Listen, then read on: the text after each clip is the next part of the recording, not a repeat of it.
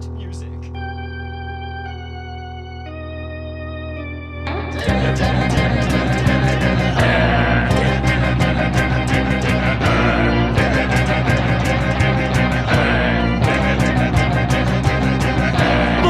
He's not a bat, he's a man who fights crime. And we're gonna watch him fight for a minute at a time. With John and Niall and a guest who just rhyme. It's Bat Minute!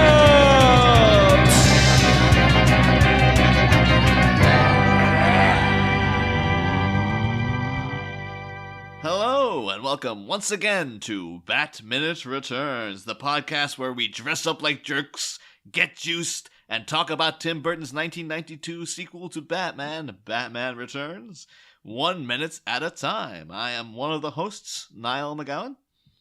I am the other host, John Parker. I am here to distract you while our gang steal all of your children. There's like some people sitting in the kitchen looking at their children right now. It's like, how are they going to do it? Like, how are they going to pull that off?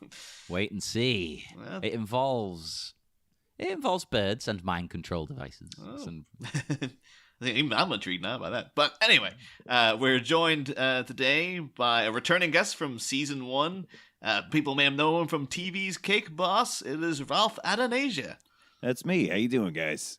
Oh, so great. Doing pretty good. Thanks for coming back. It's a pleasure to be back. Yes, so always good to be joined by the master. I trying to remember didn't you have like last season? Did you have like was it Knox's last minutes or I think? Yeah, I did. Oh man, so you were at least you were blessed by having some precious Robert Wool moments in the previous movie. We've been missing him hard this film. Well, you could say, I suppose, that Chip is the Knox of this film. Kind of pointless. Yeah, man, Chip is.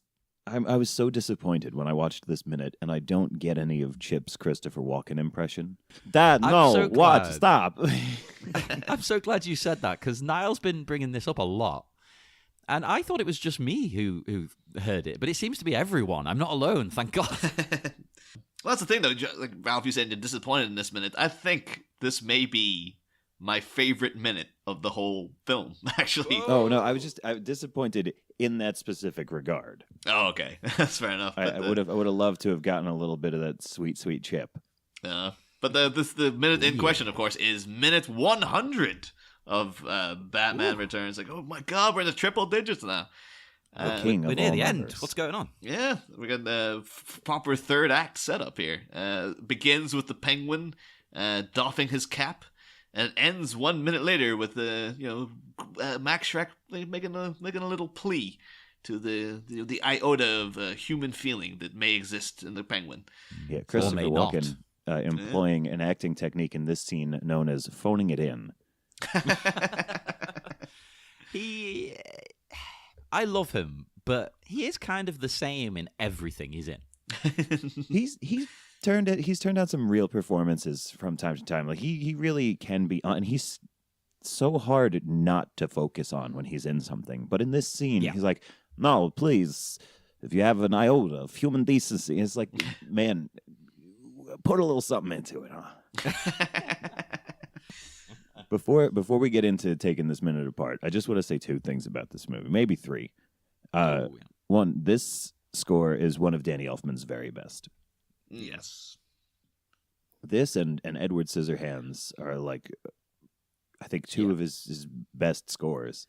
Yeah, he's really at the peak of his powers here. Well, so was Tim Burton. They were such a good duo back then. Yeah. So that's the other thing.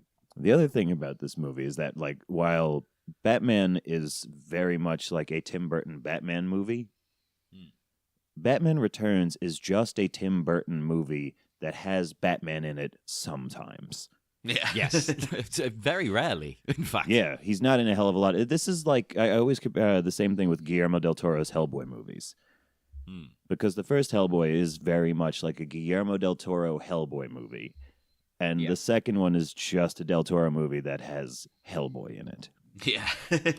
Well, where do you stand on those movies? Because I love them, but I really like the first one. But everyone else seems to like the second one, and I feel like don't understand liking the second one. I love the second one. I See? What also now? don't think the first one has aged very well either. I watched it recently, and it's kind of cringy. Like, I used to adore that movie, and now Oh no! Are you happy with the remake coming then? Well, not remake, reboot. I don't know. I saw the trailer, and I'm not, man. I love Hellboy, and I'm not that excited about this movie, man. No, I was that would stoked be a when- downer. Yeah, that trailer. When they said Jeez. Robert Marshall was directing it, I was like, "That's his name." I was excited about that, and when they cast Hopper from Hooper, whatever who I'm talking about, Yeah. Stranger Things, Dad Bod Cop. I thought he was a great choice, and then why are we talking about Hellboy? But anywho, in the minute we're talking about again, just everything about this minute I love. I love the fact that it opens with the finishing of the Penguin sort of triumph blast he got of his theme, because he has the bah, and then he plops his top hat down on top of the duck. Apparently had a spare top hat, because we saw him when he jumped off that podium earlier. The top hat was lost, so apparently He's lousy got with top hats. yeah, it's because people are just flushing them down the toilet. He's just got a stockpile of them in the sewer somewhere. Yeah, he's got loads of top hats. He's Well, like you know you. what, You've got like 10 hats in a row, Niall, in your house. I assume all British people just have a wall of top hats and bowler derbies. Oh my god, that would be heaven. I want to bring the top hat back, but I failed so far. Yeah, honestly, I did have a top hat for quite some time, but it's you go out in public in these things, particularly if it's out at night. You're going to get people coming over wanting to wear the top hat, and it gets very, very irritating very quickly. Well, because they're kind of making fun of you as well. That's the annoying thing. And a lot of them, too, if it's out in a proper busy place, it's really sweaty, and it's like, I don't want your sweaty head near my hat, dude. It's just like... Oh, yeah, nice sweaty head. And then you have to hang around, because they're like, they need to take pictures of them with it on, and it's just like, you have to hang about for like 10 minutes. It's just like, just don't. People, if you're out there and you ever see someone who's wearing a funny hat, or not a funny hat, just a cool hat, and you're like, can I try on that hat? Reconsider that move. Just don't ask the question of whether you can wear the hat or not. Oh, but the duck looks great in the hat. That's adorable. I love it. I wish it was on there permanently. Yeah. But then of course we haven't seen him in a while, but there we have the triumphant return of Mayor Roscoe Jenkins has come back into the scene, of course played by veteran character actor Mike Murphy. Of course, not Mike Murphy from RT1's hit game show winning streak, but yes, a man we all know that, Niall. We all know Irish TV. Yeah, a man of some repute nonetheless, who asks, what do you want? And then we get what I just love. See, I love everything about this minute for different reasons, because I love this delivery now because it's so cheesy. Because he's just like, right now my troops are tearing across town for your children, and then it cuts in with, as we discussed earlier, way back in one of the crowd scenes earlier in the movie, this stock crowd gasp. It's so cheesy. That's very clearly too, because it's like obviously the sound editor put it in there.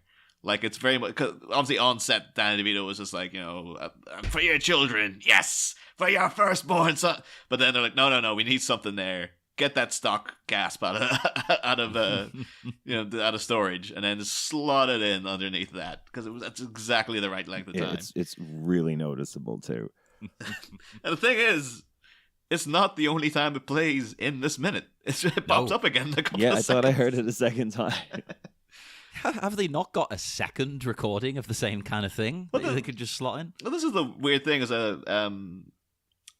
when we last talked about it, we were talking about it with Phil Dragash, and he had a whole thing where he bemoaned the fact, like, why can't they just go and record a different sound effect and stuff?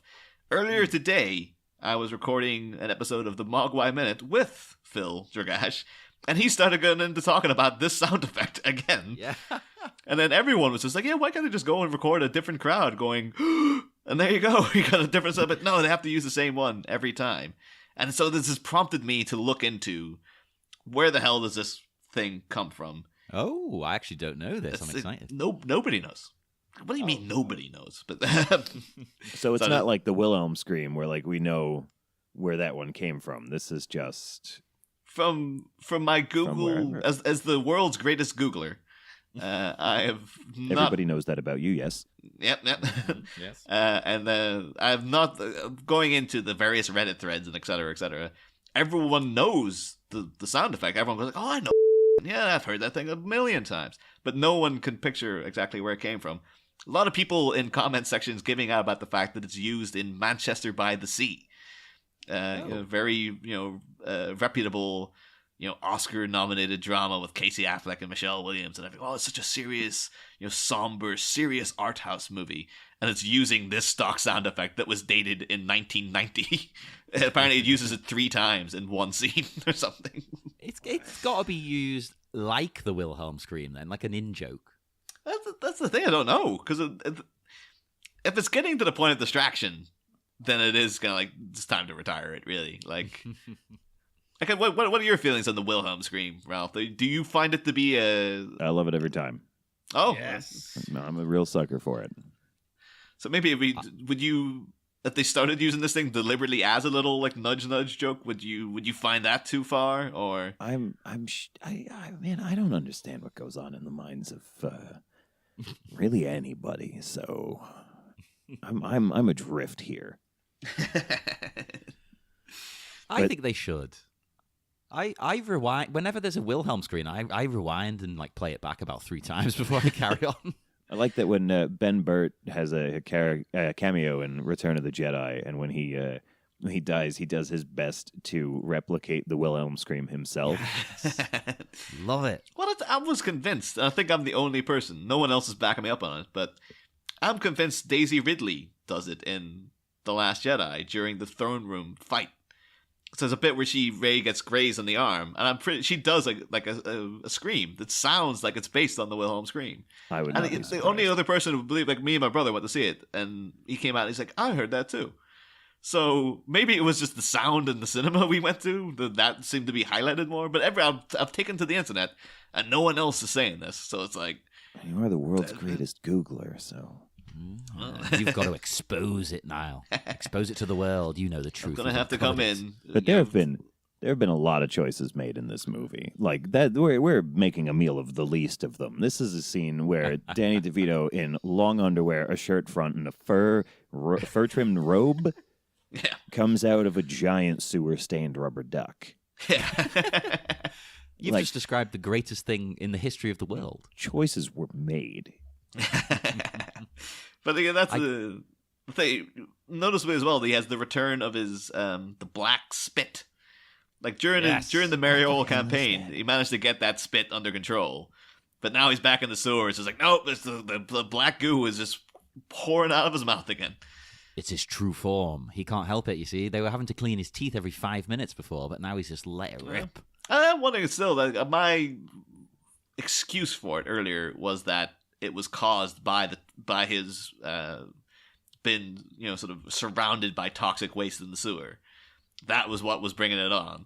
So it could be like maybe that is proving it. Like he was okay when he was up campaigning to be mayor. Now he's back down in the sewer. Of course, the black goo's back because he's back getting all the same symptoms of whatever this thing is now is bringing out in him. So this is such a weird direction to take this character too, because the Penguin, his thing has always been that he was so dapper. Yeah. Like since his inception, like he's been like a dapper, stout little gentleman. And they're like, could argue he's still dapper. Kind of. For like a hot second during the mayoral campaign, you get like the Penguin as close to like what we think of as the Penguin. Yeah. As this movie gives you, and then he's right back to being, casting Danny DeVito, who's like this little goblin, and the Penguin has always like to me not in the Burgess Meredith version, but like he's always had sort of like that transatlantic or mid-Atlantic accent. You know what I'm talking like cultured American, not quite British. It sounds kind of British. Yeah, I know the one you mean. Yeah. But in this, he's down in the sewer eating turd logs and bite the head off a fish. Oh, again, just talking about the dialogue because I just love this because it's getting into proper, full blown cartoony supervillainy now. Of like, oh yeah, yes, I'm going out the, my troops are traipsing across town for your children. Yes, your troops. firstborn sons. It's like, oh, DeVito just chewing the scenery here. Probably having like the greatest day of his life just getting to deliver this kind of stuff. His troops who are sewer clowns and penguins with colanders on their heads and rockets on their backs. And that's the least peculiar thing going on. But it's, there are penguins just chilling in the back seat of his duck. Oh, I love that too. Like he's brought muscle. You're like, And the muscle is the "Three, my penguins." most trusted lieutenants. Get in the duck. The way they are just casually sitting there as if they understand what's happening. Yeah, they're- As if people are scared to attack him. As if like, oh, you don't want to anger those penguins. You never know what they're going to do. It's making a noise. I don't. To be fair, I would be scared of what they're going to do. You don't know what they're going to do. They're penguins, for God's sake. They could be wild, crazed beasts. They almost certainly are. But the thing that really confuses me is, though, because he's talking about, like, oh, your children, your firstborn sons, the ones you left defenseless at home. Yes, I have a problem with that. You go ahead first. It was just the fact that, like, all of Gotham's elite, can't afford babysitters. Like, they ain't got anybody to watch the kids. Well, babysitters are no match for a sewer clown with a kidnap train. See, I had a couple of issues. What that leads into one of them. Now, namely, the first issue I had is that all of their children are children. They're not grown adults. There's nothing in this plan that specifies they have to be children. Yeah.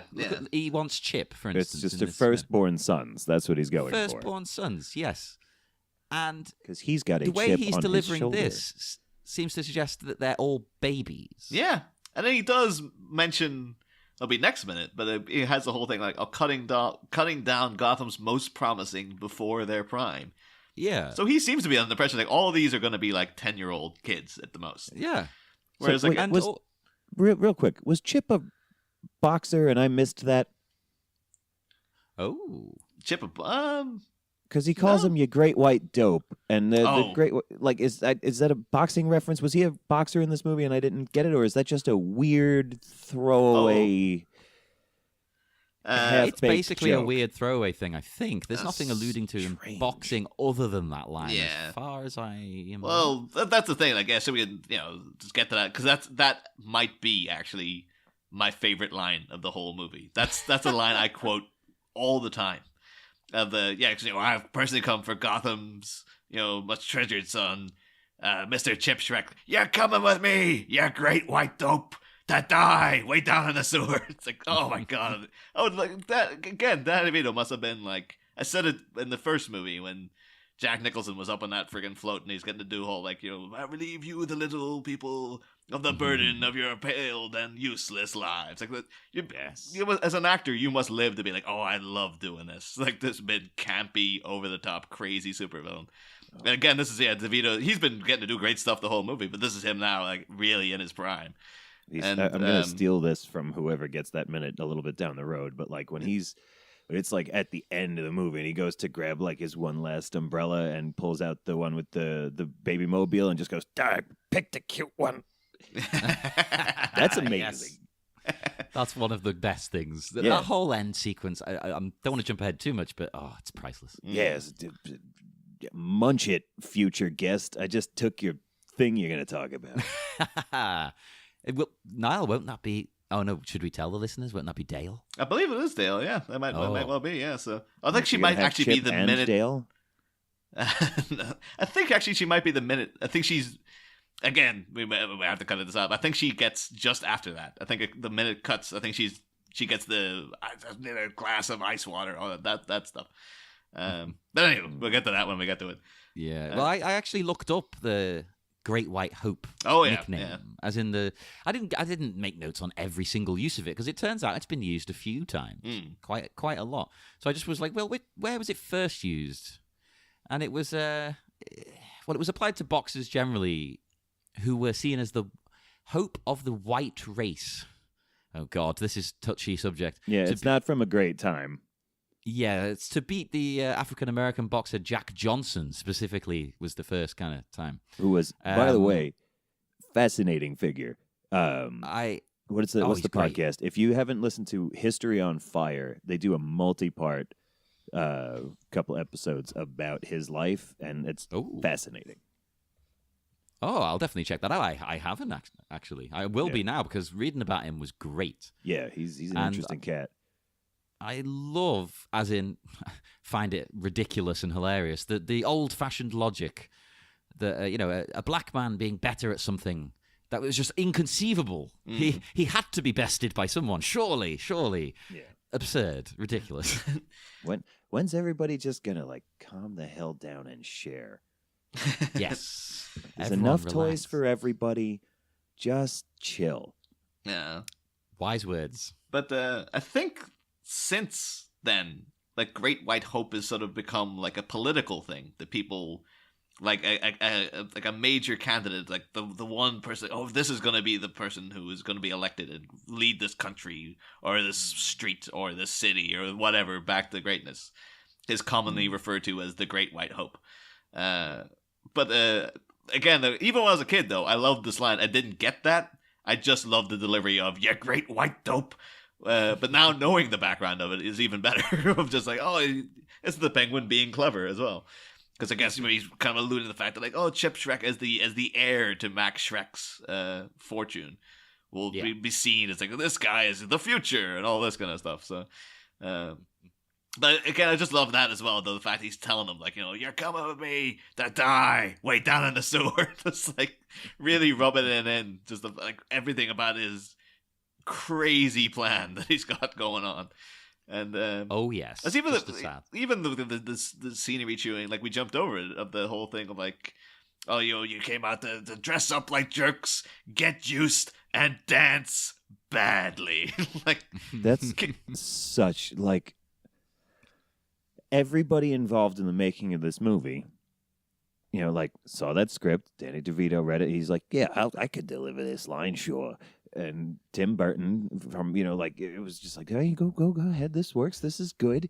And then they shot it, and then they edited that scene and left it in. And at no point, it had to go past a lot of people. At no point did that dance badly. That was the best line they had for that minute, for the moment of the movie. And it's in the, this is... There were some choices made, you guys. Well, there's actually slightly more in the draft, the strict revised draft, my favorite draft that I always reference. As usual with this, it goes too far. There's too much.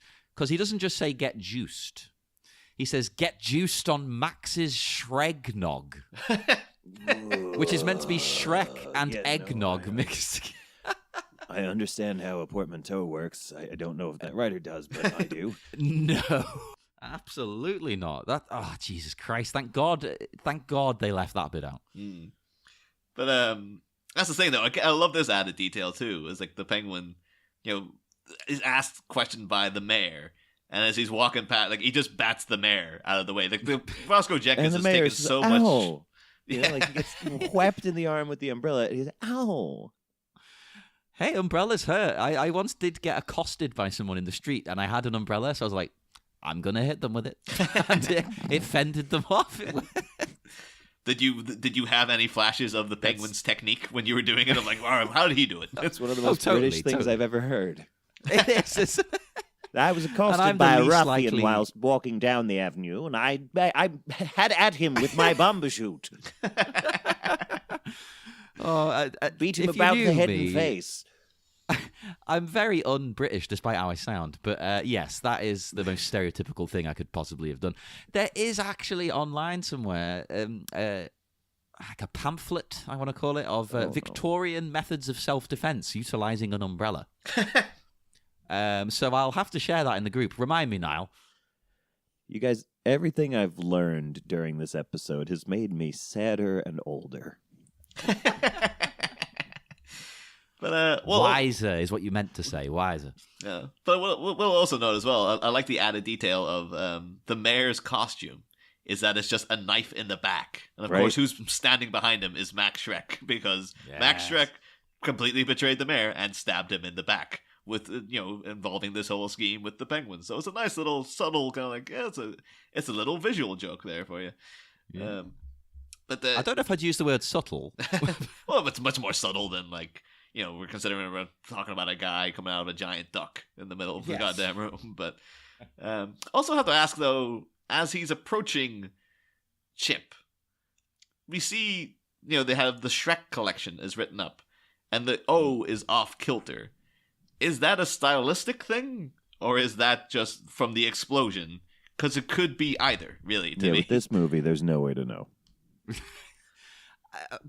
I assumed it was from the explosion. I never once considered it, because the other O is an off kilter. Yeah, but it just seems like that could be like, that's just, it was the early 90s, and people just liked off kilter. One letter been off kilter. Well, it's an off kilter movie, Yeah. and the 90s were a wild time. Of course, then you get, I do love the penguin is coming up to Chip, and Chip is approaching him with this look of like, that's right, you little you want to take me on? Like, he looks as if he is ready to go down and like beat down the penguin until the penguin shoots the mannequin behind him. Maybe he is a boxer. It would work if that was his bad. Maybe they were toying with making him a boxer, and then they completely cut He's it a pretty out. big guy. Yeah, he yeah. is. He's pretty. He's both tall and broad. Which kind of doesn't fit his character in some ways. I guess you could say, well, maybe he's, he doesn't really have to work for money, so maybe he's got a lot of time to be vain. He can spend a lot of time working out and stuff. So, of course, here we do have, the penguin talking about like taking Chip down to die in the sewer and shooting the head off this kind of gormless-looking mannequin that's behind him with the nice little hat, the kind of furry hat with a jumper and a scarf combo. It seems a bit of an odd one, but maybe that's just me.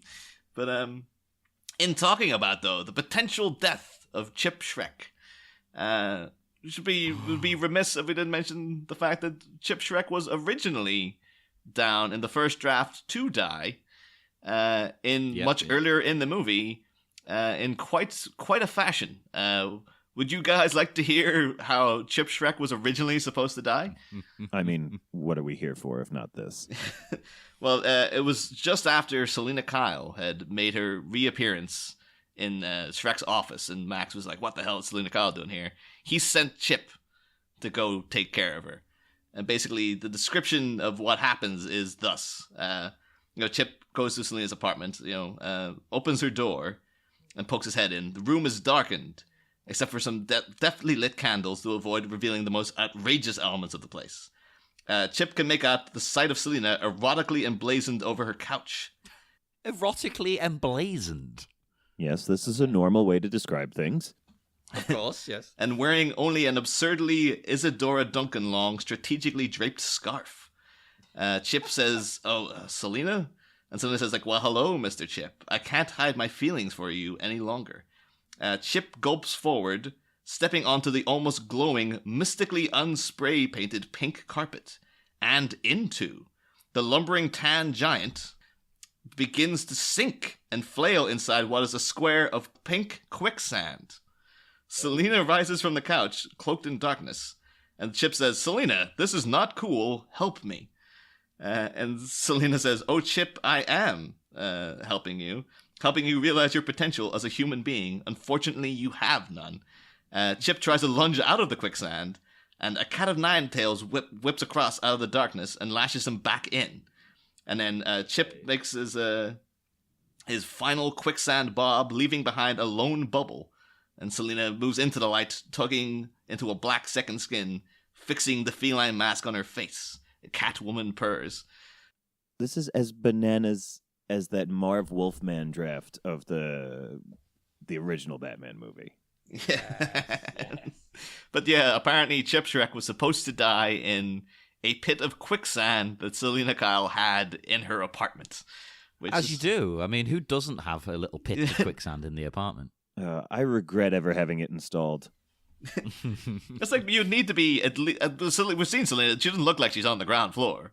So I mean, you'd have to go to the apartment underneath, and then fill that with quicksand. I guess so. At least it's like Otherwise, it's going to be a thin layer of like, what, 5 centimeters of quicksand or something? Doesn't make any damn That's sense. why you've got you can't have an apartment. Come on, guys. You have to get your own house, and then you can install your quicksand pit anywhere you like. You know, you could have it in the backyard. You could have it by the living room. Yeah. Anywhere you want. But that does strike me again as Dan Waters was a guy who was like, oh, I've seen the Batman TV show, so that's what we're making? And that's what he did. Like, that seems like that's like an Eartha Kitt, you know, Catwoman trap. That like, oh, yes, come into my apartment. And, oh, you know, Batman, you are now ensnared in my quicksand trap and things like that. But as ludicrous as it is, you imagine that was actually in the finished movie. I cannot. This movie is already so, like, weirdly gross and, like, too violent and too sexy all the time. Like, the Penguin's real horny in this movie. Oh, yeah. Oh, my God. I don't know why that had to be a running theme in this film. It's been a struggle to keep it as close to PG, this podcast, as we have. I think we've outright failed in keeping a PG on the show several times. Yeah, oh man, like why? Why do we have to address just the Penguin's constant uncomfortable thirst? And then, like with Catwoman, it's a very erotic set of scenes that she has. It's very sensual and kinky. I'm just gonna use the word. There we go. And then you have those sexy eyebrows and walking, like oh yeah. And then just Chip Shrek himself. The guy, man, he's just a powerhouse of sex. But Beefcake. yeah, a hoss. And this is potentially Tim Burton's just like drippingest, sexiest movie. Oh yeah, Tim's most erotic film. From the sexual mastermind that brought you Beetlejuice comes. Oh yeah, Tim Burton's most erotic. The only other sexy scenes I can think of Tim Burton doing are like in we call it. Oh, what's the name of the movie again? What We Did in the Shadows. No, that's the good vampire movie. We call Dark Shadows. That one. Dark Shadows. Yeah, because he has a whole thing. Because Eva Green's in it, and you just can't. Eva Green is just no matter what she does, it's just inherently kind of oozing sexual charisma. So I remember her showing up and being very sexy in it, but. Beyond that, I'd be like, well, the sexiest other thing I can think of is like that big, weird, the alien in disguise in Mars Attacks that comes into the White House. And like, that's sexy, but in like is it sexy though? Like, what the hell is that, really? That was his girlfriend at the time, too, wasn't it? Yeah. I think she looks good, Niall. What are you talking about? Well, that's what I mean, though. It is sexy, but at the same time, it's like, oh, It's weird. Yeah, that's like. The Tim Burton dumped her. He found out that wasn't her real hair. He was like, "What? Oh my god!" Yeah, it was a giant Mars brain. All along. But I suppose Beetlejuice, it's not sexy, but he's very sexual. He is, but he's supposed to be. That's... He's all id. Yeah. He's got like he's a proto penguin in some ways. They're very similar approach to women.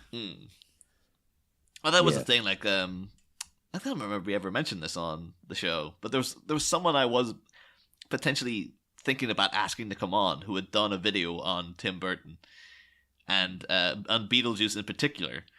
And midway through, I was like, oh no, I can't get this person on because their views on Tim Burton were so skewed off kilter that was just bizarre to me. But one of her things was just like, I hadn't seen Beetlejuice up until like last week. And I was just bizarre because people love that movie. And then I watched it and I was like, he's not funny. He's kind of a pervert, and he's like a really bad guy. And it's like, well, he's the villain. Yeah. You're not meant to like him just because his name's in the title. Yeah, but she just seemed to be like, oh, everyone loves this wacky, crazy character. Beatles just like, yeah, but he's the bad guy. Like that's like saying I love the Joker. It's like, yeah, but you're not supposed to love the Joker. You're supposed to be like, oh, I love him as a character, but he's obviously a horrible piece of crap at the same time. Well, sadly, there's a certain subset of 20-something white men living in their parents' basements who do love the Joker, and they admire him and look up to him. But other thing, though, I must bring up, again, been part of like high society seems like it must, because everything's like, oh, manners and, you know, what's protocol and stuff. Because again, like, Bruce Wayne doesn't want to be at this party, but he showed up. The mayor is here. Why did Max Schreck even invite the mayor to his party? Like, him and the mayor are at odds. And then why did the mayor show up? It just seems like there must be a constant thing of like, well, obviously I don't want him here, but I have to invite him. And then the mayor's like, oh, I don't. Isn't it? Yeah, but it just seems like, because these people are very openly sort of contentious to each other. So it's just bizarre that, like, I guess maybe it's for the tabloids or something, but... Yeah, you're right. It's politics. I mean, have you seen, for instance, I'll use America as an example, actually. Please don't. You often see, please, sorry. No, but you often see pictures of, say, like, it'll be, I don't know, Obama. He'll be at a function, but he'll be talking to George Bush. Yeah. It's like, that seems weird to me, but Yeah. that's just what they do. There's especially like the friendship that seems to be between Michelle Obama and George Bush always seems really weird to me. It's odd. You think they hate each other, surely? No? Yeah. Well, look, again, the less we talk about American politics right now, the less I have to drink before I go to bed. So, hey, we feel you. We're in the same boat in a different way. The world is ending, and we're talking about Danny DeVito in his underwear. It's exactly how I pictured my my last days. So. It's how I want to go out. We don't really have a choice. My dying breath will be like, remember minute 100 of Batman Returns? When he calls Chip Shrek a great white dope? That's pretty awesome. And just, better than most people's last words. I always wanted to taunt my family with my last words. Like, I have buried the treasure in... Listen very carefully. The money's under... That'd be great. I always want to. Have I said this on the podcast? I've always wanted a pet tortoise, right? Specifically to burden my family with it, as well. Because it'll live so long. A scarlet macaw, a leopard tortoise. Yes. This is the perfect death. Like, great. I have these two expensive, difficult animals that are going to live forever. Good luck. And it'll be in the will that they can't get rid of it. What you do, right? When you're dying, you look your children in their eyes as you're laying on your deathbed, and you just go like, I know I said that I didn't have a favorite. I lied. Dun, dun, dun. And then just go out, and it'll ruin their relationship with each other forever. That is perfection. I do kind of always want to do the one of Homer has in The Simpsons, where like he's going in for surgery and just like, Marge, will you promise to do something for me? Like, oh, of course, anything, Homer. Just like, if I don't survive the procedure, burn down the hospital. And she's just like, I mean, I said I would do it, so I guess I better do it. Oh, all right, guys. Yeah. So where are we at here? Have we squeezed all the juice out of this strange fruit? Well, I mean, just have some other sparkling dialogue. So it's like, oh, if you have an iota of human feeling inside you, just the Penguin seems to genuinely kind of think about it for a second. Of like, well, I don't, so no. It's just... Yeah, he does. He thinks about it. He's like villain stuff. He is kind of like, I don't know. No. And he also he very clearly stated that he didn't, like, just a few scenes ago. Like, he abandoned his humanity verbally in this movie. Yeah, and this whole minute is basically like the way he's cackling at the start as well. It's like, oh no, the Penguin has gone off the deep end now. He's like completely shed any part of humanity that was in there. Also, have to have a slight note of as Max is approaching the Penguin and doing his little bowed head and pleading hands and stuff. One of the mannequins behind him seems to have what looks a bit like a female Star Trek uniform. Like it's like a red dress, kind of black trim around the top, and it looks as if it's got the little Federation badge there. Maybe it's just me, but I'm like, it kind of looks like maybe like a female version of like or not a female, but like a dress version of. Like I can see it. The TNG uniforms. Like, oh, that's... you never know. Maybe someone on set was like, yeah, but... at that point, you'll be like, it's back! Star Trek! It's just come back! And stuff. After 30-odd years. But, so there's that there, in case anyone else ever saw that and was like, yes, finally! Somebody's pointing that out. But, I think that maybe that might be the. That's pretty much the end of this. I feel we've been very thorough. I had two last little observations. Lay 'em on. And then I'm done. There was one. I found it weird that Max kind of suggests to take him instead. Because, okay, this is his son. But to me, he doesn't seem like the kind of guy who'd sacrifice himself. I think he's I guess maybe he thinks Oh, you go ahead. he's... I guess maybe he thinks he's capable of manipulating the penguin to get out of this, whereas Chip is just a dumbass.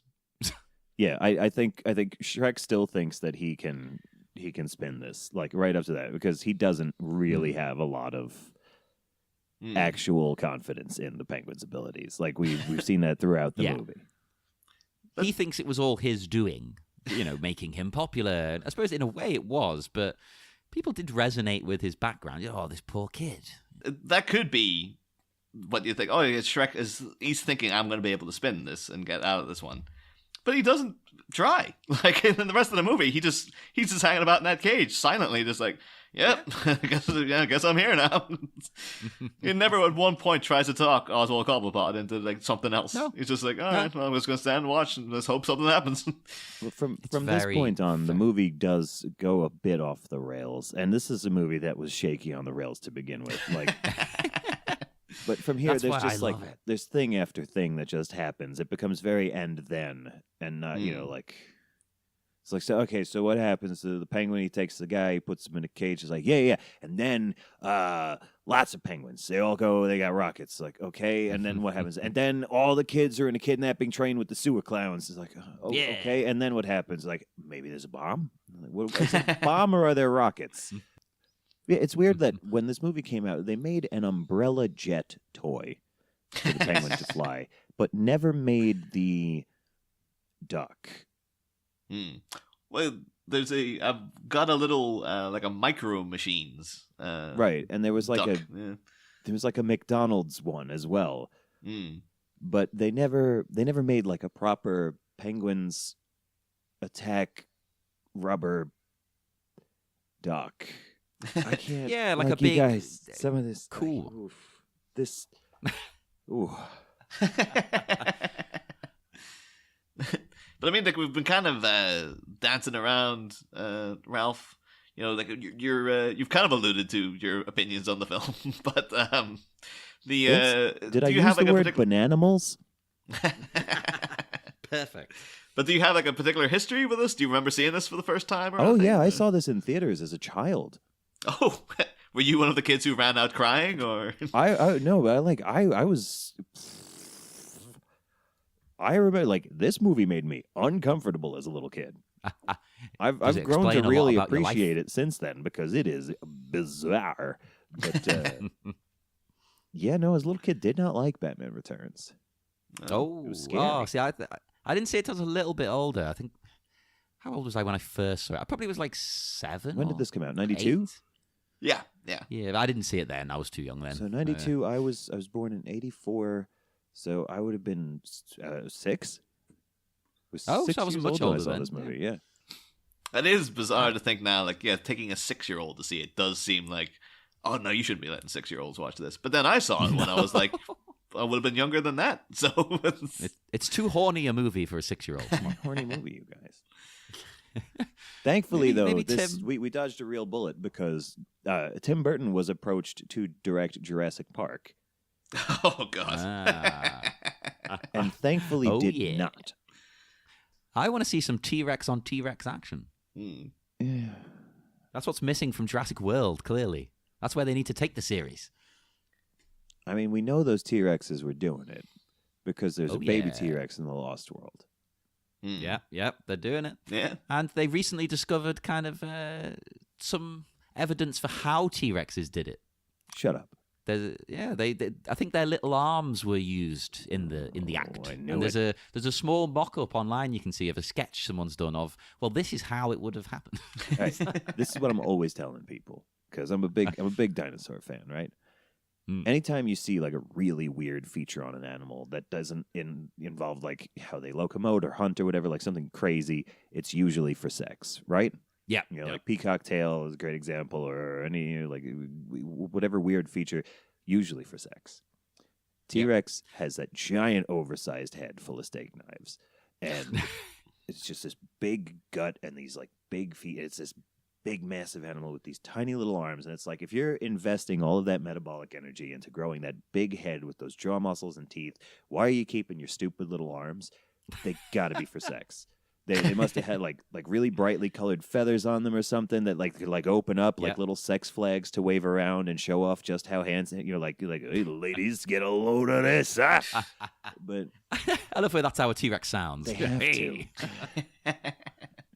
Hey, ladies. So yeah, no, I'm spot on. glad to see that everyone is coming around to my way of thinking that the Tyrannosaurus's arms were for sex. Yes, I wish to subscribe to your newsletter. It's, But I had one last thing I want to say before we do depart, which was I had one other problem with the plan that I didn't mention earlier. I said I had 2 problems. do go on. My other problem is the way he's revealing it here to all these people, right? Yes, we are going to take your firstborn sons. It's like, wouldn't it have been way more effective if they just got home from the party and their kids were either missing or slain? Why is he telling them? Just do it. Yeah, that's a common failing of costumed villains. Yeah, they just can't help themselves. I guess maybe at this point he's thinking like it's so far down the line, like there's no way this can fail. So it's giving them like even more. Like if they go home and it's like, oh, the kids are missing, that's going to pang them enough. But if they already know, like, we're here, and he's telling us our kids are already gone, and he's about to kill them, it's even more sort of, it's worse. So it's too many extra steps, man. Yeah. You're adding too much complication. Evil plans work best when they're simple. I know this from my years of villainy. I guess he also needs to explain like why I'm here. I'm specifically kidnapping Chip Shrek. Okay, they're going to ask why. So I better explain to them. I'm here for the firstborn sons of Gotham. Because if it were a little simpler, if it was just like, yeah, my evil plan, I'll tell you what it is. I shot all your kids. Like, wait, you're going to shoot our kids? Plan. Nah, I shot them. I sent a bunch of sewer clowns out with guns, and they shot all the kids. How good is that? I win. Machine gunned. Did Penguin rocket them? No, I just literally a handgun just shot them in the head. I just dressed these penguins up with rockets for fun. I shot them. They're dead. That wouldn't surprise me in this movie. If that was actually part of the plot, I would just accept that. Okay, that fits. Yeah, this movie is a tonal Jackson Pollock painting. Yes. Well, now that we've blown your mind, we should probably head off into the dark, dark night. Ralph, would you like to tell our listeners where they can find you online if they'd like to get in touch? Yeah, sure. Well, actually, I think by the time this airs, it may have just ended. But I just recently had a big show on Food Network called Buddy vs. Duff that you should check out now that it's wrapped up, I guess. But where me and Buddy the Cake Boss go up against Duff from Ace of Cakes and his guy Jeff. And we go to see who is the most good at doing cakes. Oh, the definitive answer. Yeah. I'm sure there'll be no arguing after that. Oh, my God. Yeah, but also you can find me online at on Twitter and Instagram at CakeBossRalph if you want to. And you can check out my YouTube videos over on the Cake House YouTube channel. So that's pretty comprehensive. There you go. Do check those out, everyone. They're great, especially for someone who is so bad at baking or having anything to do with cakes. It makes me want to. Hey. I want the talent and the ability. Yeah, that's cool. Do make sure to review us on iTunes, because that's the most helpful thing you can do. It's lovely, it's delightful, and it's, just, it's cool. And you want to be cool, right? Yeah? You don't want to be a great white dope. You want to be cool. And you can be cool. You can join us again on the next minute of Bat Minute Returns. Next time, Descent of the Anatidae. Cobblepot considers a compromise and consents to capturing a capitalist he may truly despise. But can a quacking conveyance cart the co-conspirators to their clandestine conduit crime scene to be? Find out Wednesday. Same Bat Pod. Different Bat Minute.